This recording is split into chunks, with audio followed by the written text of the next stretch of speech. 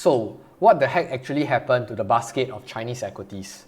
If you were to just log in to any of your brokerage account and just observe the watch list of Chinese stocks, you can see that currently in pre-market hours, we are seeing a great deal of greenery, and this is extremely rare for people that have been invested in Chinese equities for quite some time now. And on average, you can see that most of your big Chinese internet tech firms like Baidu, JD, Xpeng, Neo, Alibaba, they are across the board up at least 4 to 5%. And more surprisingly, I think something actually stands out so much is that Didi Global is currently up 50, and previously before I hit the record button, this is actually up 60% pre-market, up 60%. And on that same note, don't forget to smash that like button while you're at it. So this is just incredible amount of performance. But that being said, if you were to just look at the entire basket of US equities as well, they're actually not doing too shabby, everything is in the green. So what exactly transpired in China?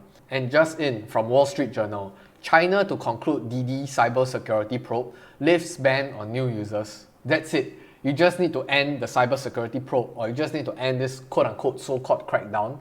That's how the market just sends all the Chinese stocks to the moon.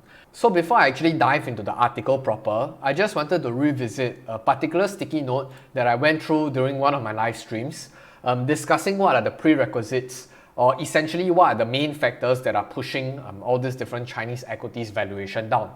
And essentially there are two main distillation. Firstly, investors just need more assurances from the government. More importantly, they need to have the idea and to have a core understanding on the subsequent actions that the government is going to take, especially on all these different big tech companies. And number two, this entire SEC delisting concern.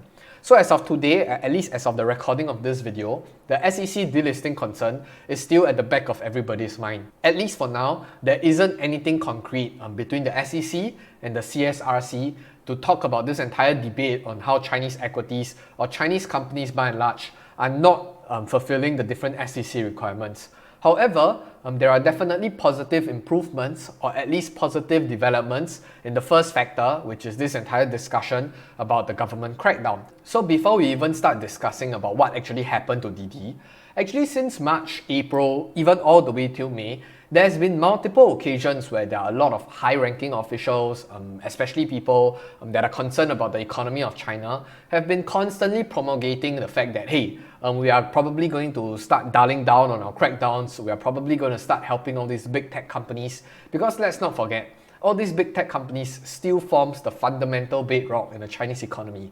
Do you know the amount of people that are employing on a daily basis? Do you know the amount of prosperity, the amount of revenue that they generate for the Chinese economy? Even before then, there's been a lot of headlines, a lot of articles talking about, hey, China is actually hinting at the ending crackdown on IT firms amidst the economic slowdown. And also, this entire idea of China trying to make nice with big tech as economic challenges mount. So in this particular example, I think Vice Premier Liu He said on Tuesday that the government would properly manage the relationship. And for this particular instance, it was during this period where Alibaba was trading at its lows of around $70 odd. That was back in 15th of March. And right after the day when Liu He actually speak, that was when Alibaba shot back up to $100 over. And that is just a very good summary of how powerful one man is in the Chinese economy and the Chinese stock market. So more importantly, this actually addresses one of the main core concerns of many investors out there. So it suggests that the market is still deeply concerned about the growth prospects of China's big internet companies and is looking for more specific commitments from the government. And also another article from SCMP saying that new China policies to support big tech platforms in innovation, globalization, as official newspaper says. So the news of the policies align with the political messaging in Beijing that the months-long crackdown on the tech sector would start to ease. So I think at least for now, the biggest problem is, although there has been certain measures in trying to alleviate this problem about investors being extremely jittery and sensitive to the government about what they're going to do subsequently to all these different big tech companies or companies that people are interested to invest in, the problem is there is no concrete actions. There is no concrete developments on specifically to how they're going to help Alibaba, how they're going to help Tencent.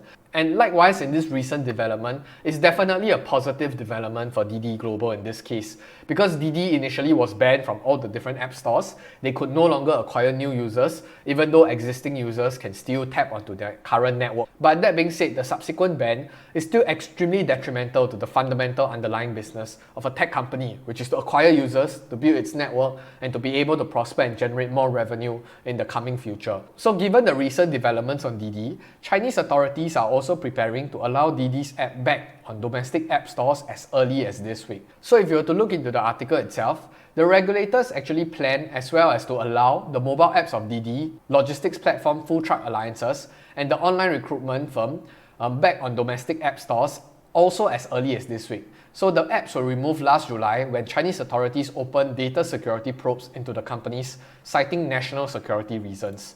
So more importantly, I think this actually suggests solid, concrete steps in how the government is trying to aid and trying to allow for these different companies to prosper again. Didi is actually a very mischievous company, and currently they're still dealing with a whole host of problems.